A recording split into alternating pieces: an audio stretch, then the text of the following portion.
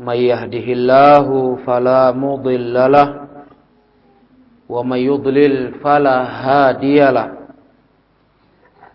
أشهد أن لا إله إلا الله وحده لا شريك له وأشهد أن محمدا عبده ورسوله يا أيها الذين آمنوا اتقوا الله حق تقاته ولا تموتن إلا وأنتم مسلمون يا أيها الناس اتقوا ربكم الذي خلقكم من نفس واحدة وخلق منها زوجها وبث منهما رجالا كثيرا ونساء واتقوا الله الذي تساءلون به والأرحام إن الله كان عليكم رقيبا يا أيها الذين آمنوا اتقوا الله وقولوا قولا سديدا يصلح لكم أعمالكم ويغفر لكم ذنوبكم ومن يطع الله ورسوله فقد فاز فوزا عظيما فإن أصدق الحديث كتاب الله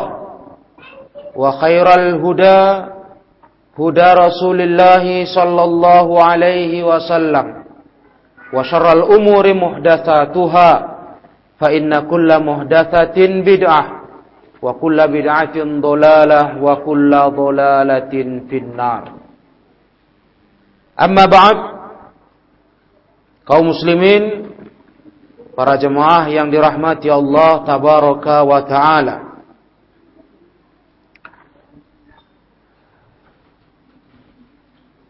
Dengan pertolongan dan karunia yang Allah berikan kepada kita, kembali malam ini kita berkumpul untuk melanjutkan pelajaran ilmu dari kitab Al-Fawaid, karya tulis Al-Imam Ibnul Qayyim rahimahullahu ta'ala. Dan untuk kajian kali ini, kaum muslimin yang saya muliakan, kita akan membaca sebuah judul yang diberi oleh beliau di kitab ini, Fadlullahi 'alal 'abdi fima mana'ahu minad dunya a'zamu min fadlihi 'alaihi fima atahu min dzalik. Diberi judul oleh beliau bab ini, keutamaan Allah atas hamba pada perkara yang Allah cegah hamba itu dari urusan dunia. Itu lebih besar dibanding keutamaan Allah atas hamba tersebut pada perkara yang Allah memberikan dia dari urusan dunianya. Coba kita perhatikan judul ini, para jemaah yang mulia. Ketika Allah mencegah tak memberikan sesuatu dari dunia kepada hambanya, ternyata itu sebenarnya sebuah keutamaan yang sangat besar dari Allah dibandingkan apa yang Allah berikan kepadanya dari dunianya. Apa maksud dari judul ini, kaum muslimin rahimakumullah? Apa yang dimaukan Imam Ibnul Qayyim rahimahullah dengan judul ini? Beliau memaparkan maksud judul tersebut. Kata Ibnul Qayyim, "Farriq khatiraka lil hammi bima umirta bih, wa la tushghilhu bima dumina laka, fa innar rizqa wal ajala qarinani madmunan." Kata beliau, kosongkan pikiranmu untuk kamu fokuskan mengejar apa yang diperintahkan kepadamu. Kosongkan pikiranmu untuk kamu memfokuskan apa yang diperintahkan kepadamu. Dan jangan kau disibukkan dengan perkara-perkara yang sudah dipastikan atasmu. Ajal rizki manusia itu sudah Allah pastikan, para jemaah. Kapan kita mati? Berapa kita punya rejeki? Itu sudah Allah jaminkan dalam takdirnya. Tetapi itu jangan jadikan hal yang kamu sibukkan diri dengannya. Yang kamu sibukkan diri dengannya adalah kamu fokuskan mengerjakan perintah Allah kepadamu. Mengapa demikian? Karena rezeki dan ajal itu dua perkara yang selalu berjalan bersama. Famadamal ajalu baqiyan kana rizqu atiyan. Selagi umur masih ada, pasti rizki kita akan datang. Nah, maka para jemaah yang dimuliakan Allah Tabaraka wa Ta'ala, nggak perlu khawatirkan itu. Tapi fokuskan kepada apa yang Allah perintahkan kepada kita sebagai seorang hamba. Urusan mati, urusan rizki, itu sudah Allah tentukan. Dan itu berjalan bersama. Wa idza sadda 'alaika bihikmatihi tariqan min turuqih fatahalaka birahmatihi tariqan anfa'u laka minhu. Allah kalau sudah menutup atasmu satu jalan dari jalan-jalan yang Allah berikan kepada manusia, tapi terhadapmu Allah tutup dengan hikmahnya. Ketahuilah, dengan Allah tutup jalan itu, di sisi lain Allah bukakan jalan untukmu yang lebih bermanfaat dengan segala rahmatnya. Itu sudah ketentuan Allah, para kaum muslimin yang mulia. Selagi kita hidup, jangan pernah berpikir kalau ada satu jalan yang terasa menyenangkan kita ditutup Allah, dicegah Allah untuk kita raih. Jangan kita berpikir bahwasanya Allah Tabaraka wa Ta'ala sudah tak peduli kepada kita. Karena hikmah Allah, Allah akan bukakan jalan lain yang lebih bermanfaat bagimu selagi kamu hidup. Selagi umur masih ada, para jemaah yang mulia, perjalanan hidup kita ini akan terus silih berganti.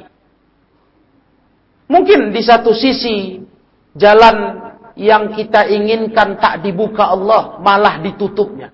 Tapi di sisi lain ada jalan hidup yang Allah bukakan lebih bermanfaat dari jalan yang kita inginkan. Ini motivasi yang ingin ditanamkan oleh Ibnul Qayyim kepada kita manusia. Artinya perkara rezeki, perkara hidup dunia ini, itu mesti bergulir dia. Tapi perkara menjalankan syariat agama, ini kalau tidak kita bawa diri kepadanya, nggak bisa terjadi begitu saja. Syariat, kalau tidak kita perjuangkan untuk kita tegakkan dan kita amalkan, itu nggak akan bergulir begitu saja. Beda dengan hidup dan umur kita, beda dengan rizki kita. Itu pasti bergulir selagi nyawa masih dikandung badan. Coba lihat fata'ammal. Beliau ajak kita memperhatikan halal janin. Keadaan janin di perut ibunya. Janin itu ya'tihi ghadha'u wa huwa dam min tariqin wahidah wa huwa surrah. Bagaimana janin di perut ibu? Lihat sumber masuk makanan untuk bisa dia tumbuh.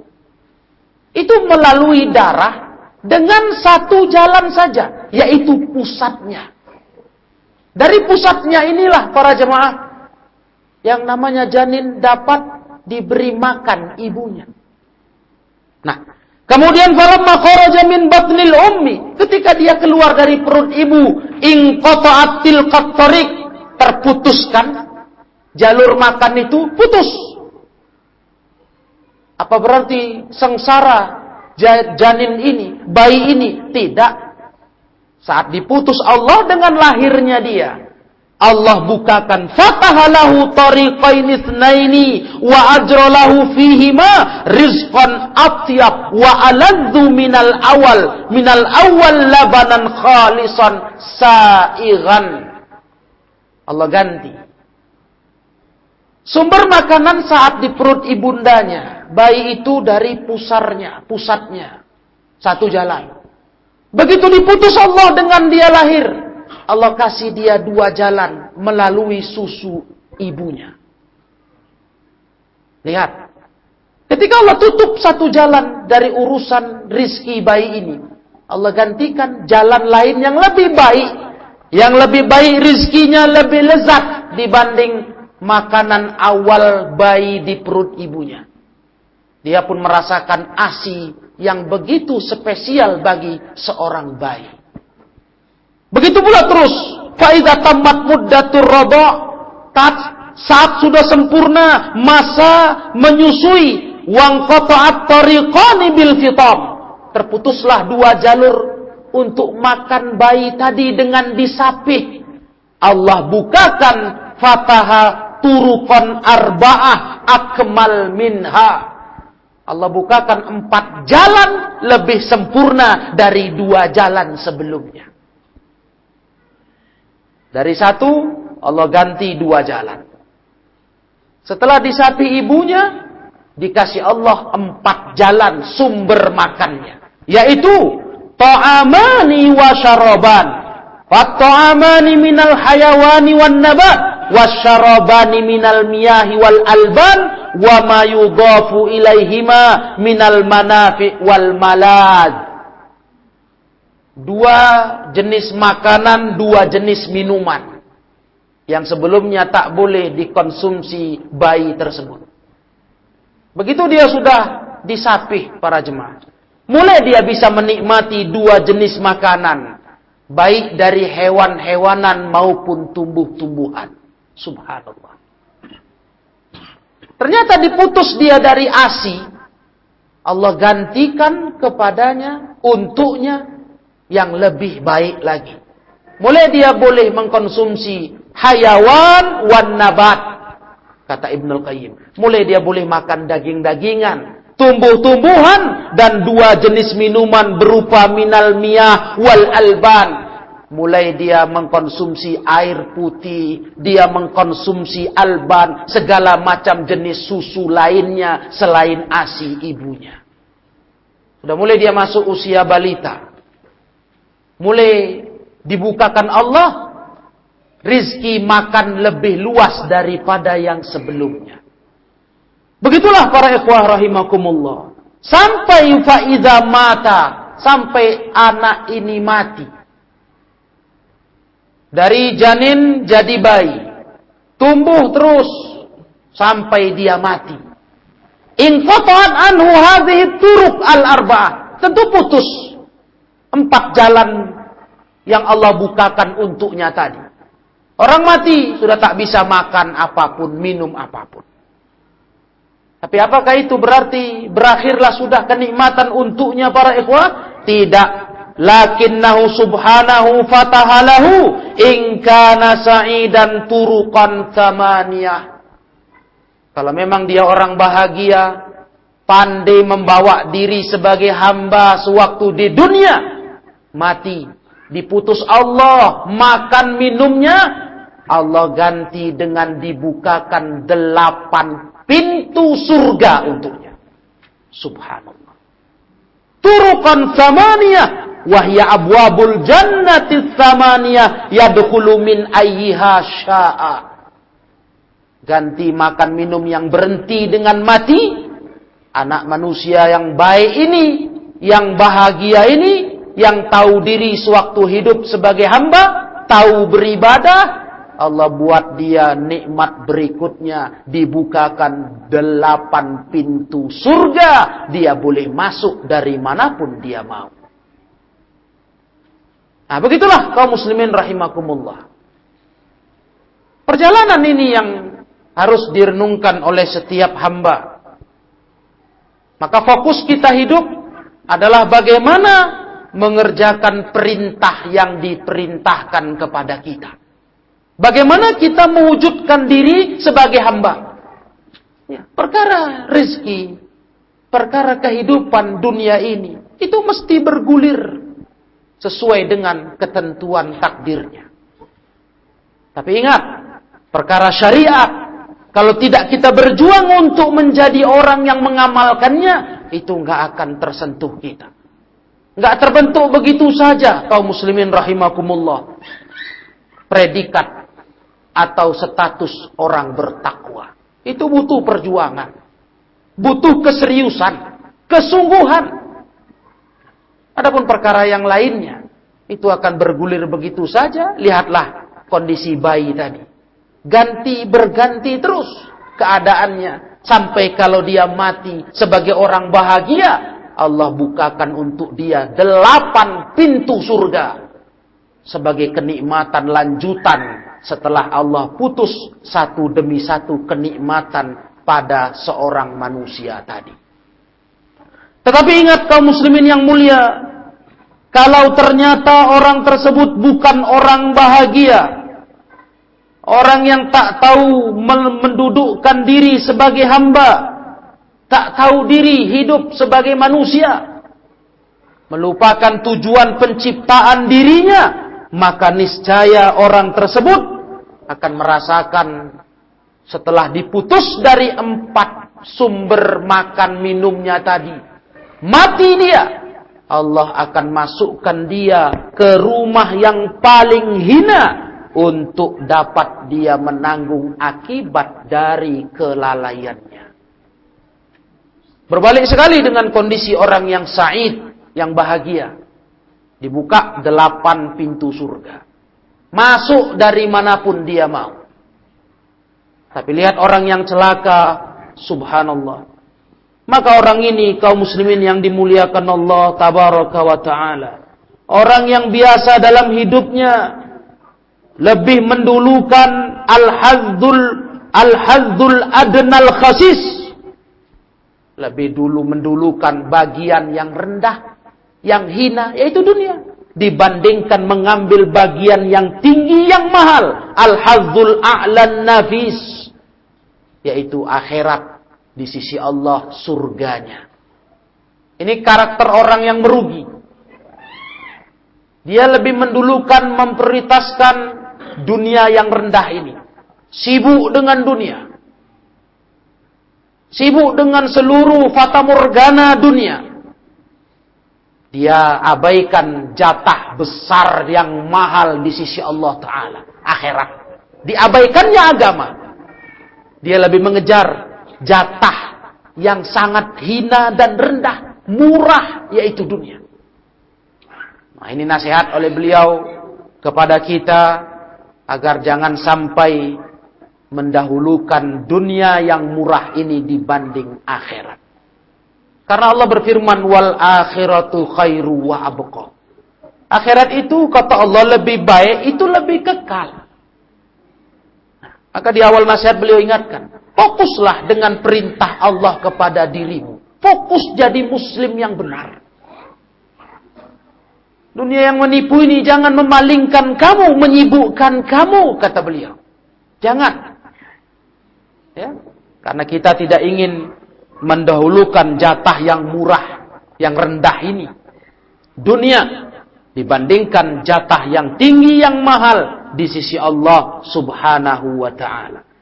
Orang seperti inilah para ikhwah yang dimuliakan Allah. Orang yang muliun bihubbil ajil wa in kana dani'an. Orang-orang yang lebih memprioritaskan, lebih cinta dengan sesuatu yang sesaat cepat dapat, itu ajil. Ya, dunia kan itu sifatnya. Kalau kita kejar, kontan dia sifatnya. Sesaat cepat dapat. Nah, Dia abaikan al-ajil wa in kana aliyan. Kalau yang ajil, akhirat, itu kan nanti balasannya. Enggak kontan. Kita beramal nanti. Nah, banyak orang para ikhwah sedikit semangatnya untuk yang nanti. Enggak sabar untuk yang nanti hasilnya. Ajil. Di bahasa Arab, perhatikan para ikhwah, kalau dengan kalimat ain, ajil, itu dunia. Segera, langsung dirasa. Tapi kalau dengan hamzah, ajil, itu yang nanti ditunda. Itulah jatah balasan di akhirat. Maka orang yang begini jiwanya, dia lebih pikirkan yang segera ini. Yang cepat dapat, nyata hasilnya. Diabaikannya, yang sangat mulia, sangat mahal, tapi ditunda. Nah, tinggi harganya, mahal, tapi lama nanti. Di akhirat baru dirasa. Kebanyakan manusia lebih memprioritaskan dunia dibanding akhiratnya. Allah berfirman, bal tu'thirunal hayatad dunya. Bahkan memang kalian lebih memprioritaskan hidup dunia. Padahal wal akhiratu khairu wa abqa. Akhirat itulah yang lebih kekal, akhirat itu yang lebih baik. Kemudian kata Imam Ibnul Qayyim rahimahullah, walau ansafal abdu rabbah wa anna lahu bidzalik la'alima anna fadlahu alaihi fima manahu minad dunya wa ladzatih wa na'imiha a'zam min fadlihi alaihi fima atahu min dzalik fama manahu illa liyu'tiyah. Kalau mau adil seorang hamba dalam menilai Rabbnya, Tuhannya, mau adil saja, maka dia akan merasa, akan tahu keutamaan Allah atas dia tatkala Allah mencegahnya mendapati kelezatan dan kenikmatan dunia. Itu lebih besar. Ketika Allah cegah dia, Allah tahan dia, Allah batasi dari kelezatan dunia, itu keutamaannya lebih besar dibandingkan kalau Allah memberikan dunia ini kepadanya. Jangan salah para ikhwah. Rasul itu enggak takut umat ini miskin. Itu hadis Muslim. Mal faqru akhsha alaikum. Bukan miskin ku takutkan di umat ini. Maka keliru kalau orang bilang Islam membenci kemiskinan. Malah yang aku takut atas kalian, kata Rasul, dunia ini dibentang. Antum satu alaikumud dunia. Dibentang Allah dunia ini. Fatanafasuha. Kalian pun berlomba-lomba mengejarnya. Kama tanafasuha. Kayak orang dulu sudah berlomba-lomba mengejarnya. Akhirnya, kalian binasa dibuat dunia. Kayak orang dulu sudah binasa dibuatnya. Hadis riwayat Muslim. Jangan ada yang mengira ketika Allah mengkaruniakan dunia kepada dirinya, wah, itu berarti dia sudah dapat keutamaan paling besar dari Allah. Tidak, para ikhwan. Kalau dunia yang Allah beri kepadanya malah membawa dia menjauh dari agama, celaka dia. Dan rata-rata, kebanyakan orang-orang yang diberi dunia oleh Allah tak dekat dengan agama. Kita nggak bilang semuanya. Karena para sahabat pun banyak yang Allah beri dunia. Tapi lihat mereka. Semakin Allah beri dunia, semakin dekat kepada agama. Semakin diperuntukkan harta bendanya untuk agama. Perjuangan kemenangan agamanya. Jadi kita nggak katakan semua orang berharta jauh dari agama. Tidak. Banyak yang bisa menjaga diri dari fitnah hartanya. Dia tetap berada di jalur agama dan menggunakan harta untuk agama. Tapi lebih banyak lagi, harta ini menggelapkan mata manusia.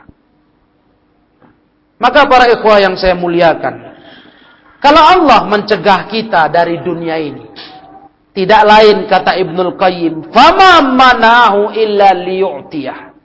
Yakinlah, jangan berkeluh kesah. kalau ada tak lapang ke rezeki kita dibuat Allah. Tidaklah Allah mencegah hamba dari dunia ini, kecuali Allah punya maksud akan memberi dia ganti lebih baik.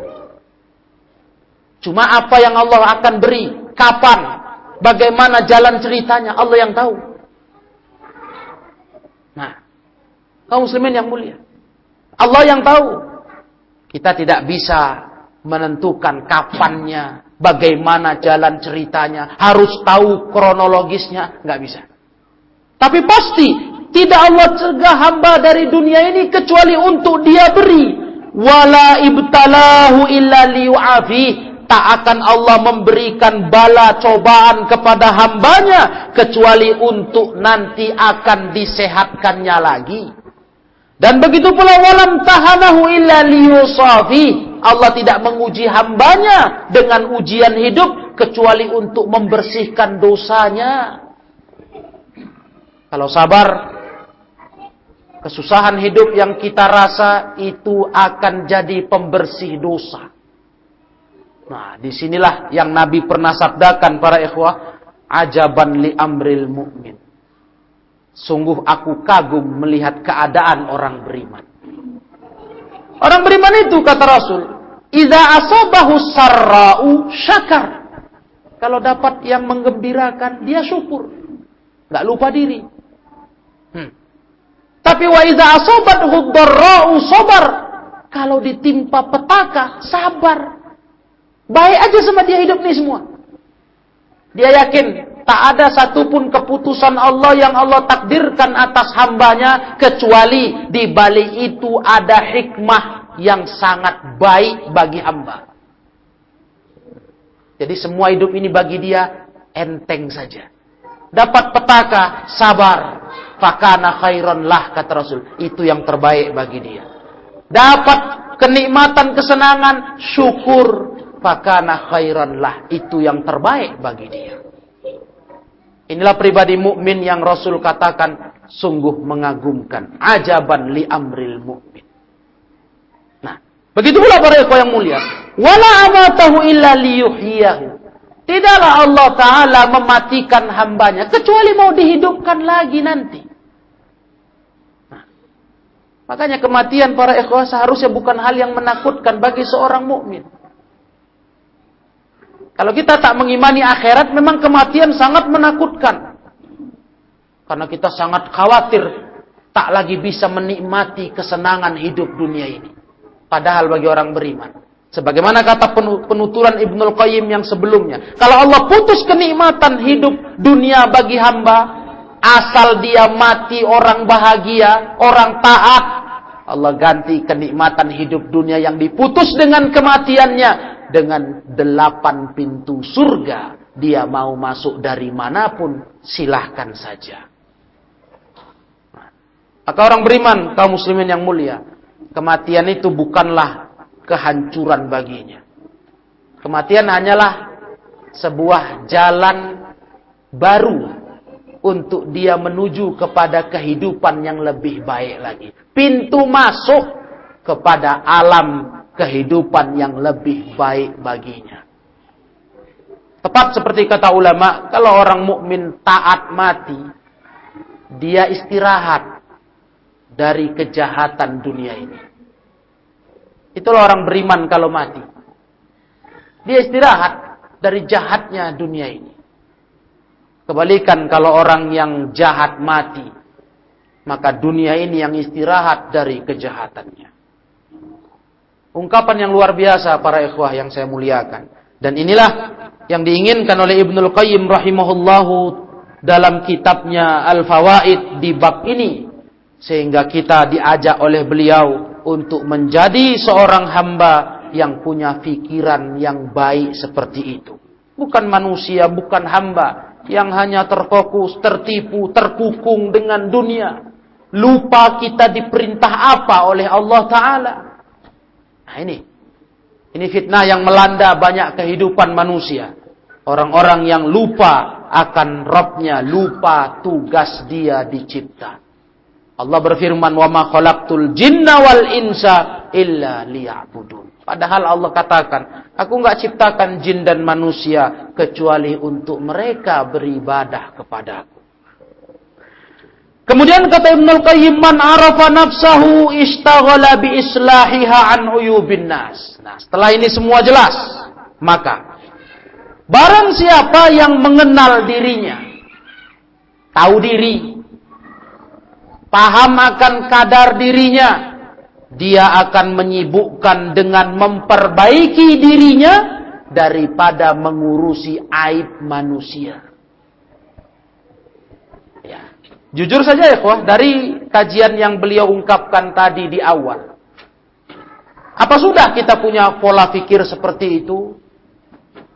Apa sudah kita menjadi orang-orang yang lebih mendulukan akhirat dari dunia? Orang-orang yang sabar, yakin kalau Allah halangi kita dari satu jalan dunia, Allah akan buka jalan lain. Sampai kalau Allah halangi kita total dari dunia ini dengan kematian, Allah buka 8 pintu surga. Kita udah yakin dengan kondisi seperti itu, sudah punya jiwa seperti itu. Ini kalau kita mau merenung, kita kenal diri kita yang begitu banyak kekurangannya, niscaya kita akan sibuk memperbaiki diri daripada mengurus aib orang lain.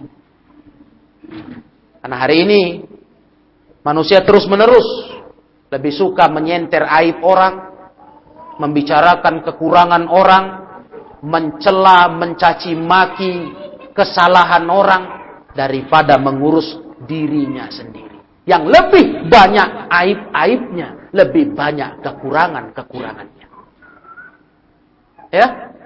Jadi orang yang kenal dirinya, tahu diri, dia akan sibuk dengan mengurus dirinya, dia perbaiki, dia benahi daripada mengurus aib manusia.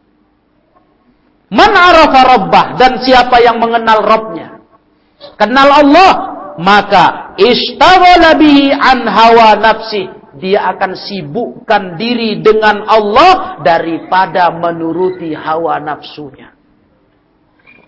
Dia akan sibuk mengurus tugas-tugasnya sebagai hamba. Allah harus dibagaimanakan olehnya, harus bagaimana dia di hadapannya. Nah, dia akan sibuk dengan itu kalau dia kenal Allah daripada sibuk menurutin bisikan hawa nafsunya. Coba ikhwah, adakah kita seperti itu? Adakah kita berpikir bagaimana hak Allah yang harus saya penuhi? Bagaimana tugas saya sebagai hamba diperintah Allah? Bagaimana mestinya saya sebagai hamba yang Allah cipta? Udah ke situ kita berpikir. Atau hari-hari kita masih berpikir untuk memenuhi ambisi hawa nafsu kita. Memikirkan bagaimana memuaskan hasrat kita. Target-target hidup kita. Atau itu aja urusan kita. Urusan Rabb Allah Tabaraka wa Ta'ala, sekedar yang penting jangan lupa. Ya. Untuk urusan Allah jangan lupa. Untuk urusan dunia, target utama.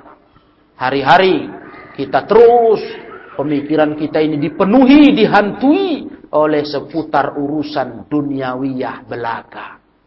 Nah, orang yang kenal Rabbnya, dia akan sibuk dengan Rabbnya daripada ngurusin hawa nafsunya. Anfaul amal antaghiba fihi anin nas bil ikhlas wa an nafsika bisyuhudil minnah fala tara fi nafsika wala taral khalqa. Fala tara fihi nafsaka wala taral khalqa. Amalan yang paling bermanfaat itu adalah engkau menyembunyikan diri dengan keikhlasan dari manusia. Itu amalan paling bermanfaat. Tidak suka pamer amalan, kata Ibnul Qayyim. Kamu terfokus beramal itu ikhlas. Yang penting Allah yang menilai saya.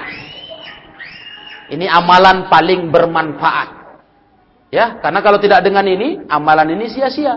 Sebetul apapun amalan kalau tak ikhlas, sia-sia, tertolak. Jadi amalan paling bermanfaat walau sedikit, amalan yang kau mengasingkan diri dari manusia, tidak tampil di depan manusia dengan menjaga keikhlasan hati. Nah, wa nafsika bisuhudil minnah, dan kau jangan sampai sibuk dengan mau cari perhatian, mau cari sanjungan manusia. Fala tara fi nafsak wala taral khalqa. Jangan kau pandang dirimu saat kau beramal, jangan kau pandang manusia. Jangan kau pandang makhluk, kau pandang Allah, kata Ibnu Qayyim. Inilah hakikat ikhlas.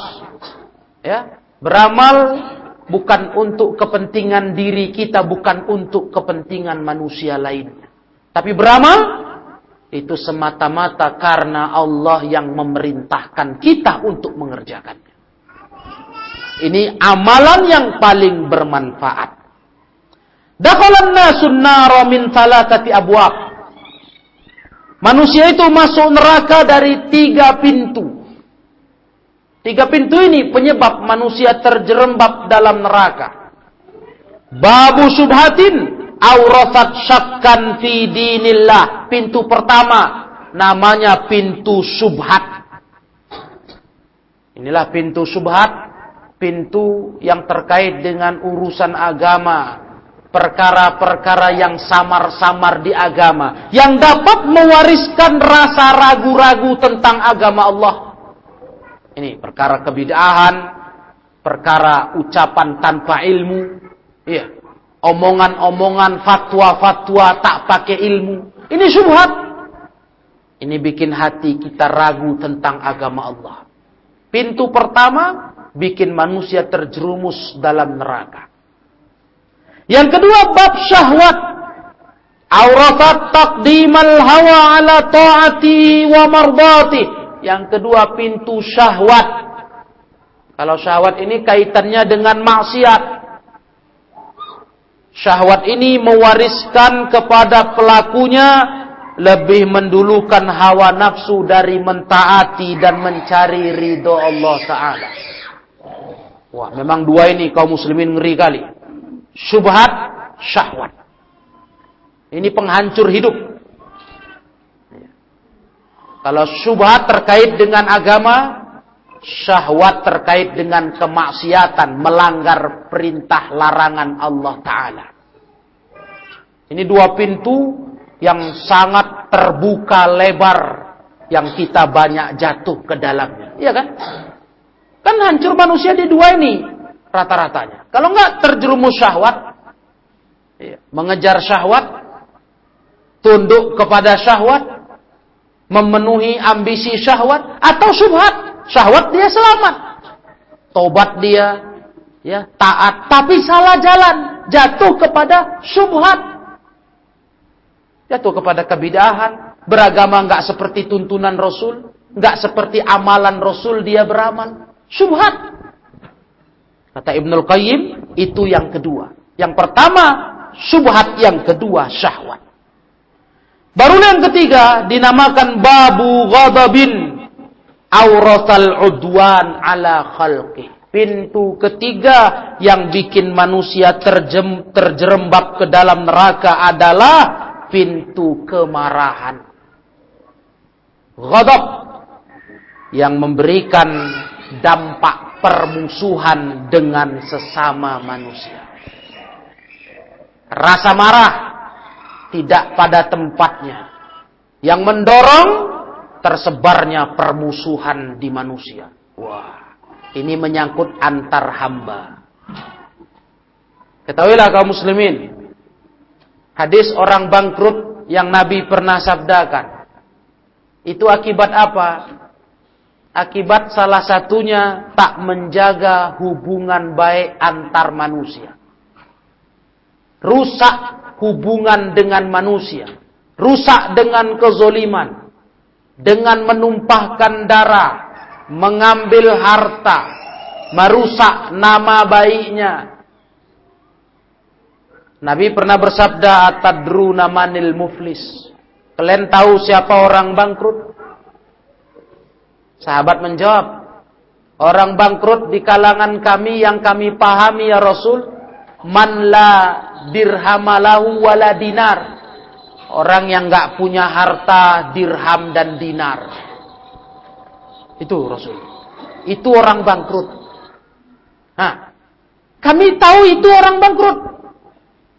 Tak ada dinar, tak ada dirham. Kata Rasul, yang kumaksud bangkrut adalah orang yang datang ya'ti yaumal qiyamah, datang hari kiamat nanti. Dia datang dengan amal ibadah, sholat, puasa, dan banyak amal ibadahnya. Tapi bersamaan itu, dia punya kesalahan. Safaka dama hadza, wa daraba hadza, wa akhadha mala hadza. Dia juga punya dosa menumpahkan darah orang ini, mukul orang ini, mengambil harta orang ini. Maka di akhirat, pahala yang banyak tadi dibayarkan Allah untuk orang-orang yang dia zolimi. Kalau cukup, kalau tidak, diambil dosa orang-orang itu ditimpakan kepadanya. Bangkrut. Terjerumuslah orang ini ke dalam neraka gara-gara dosa tersebut. Kaum muslimin yang saya muliakan, jadi demikianlah yang harus kita perhatikan dari nasihat-nasihat Ibnul Qayyim untuk malam hari ini. InsyaAllah ini menambah keilmuan kita agar kita lebih dekat kepada agama kita. Agar kita tidak tertipu dengan dunia yang sementara ini dan kita memprioritaskan akhirat. Karena itulah sesungguhnya tempat kembali yang kita tuju. Dunia hanya sekedar tempat lewat. Kita ibarat musafir, numpang lewat.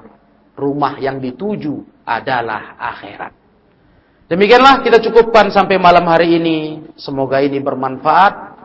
Mudah-mudahan menjadi ilmu yang berguna dalam kehidupan kita. Wallahu ta'ala a'lam. Wa akhiru da'wana anil hamdulillahi rabbil alamin.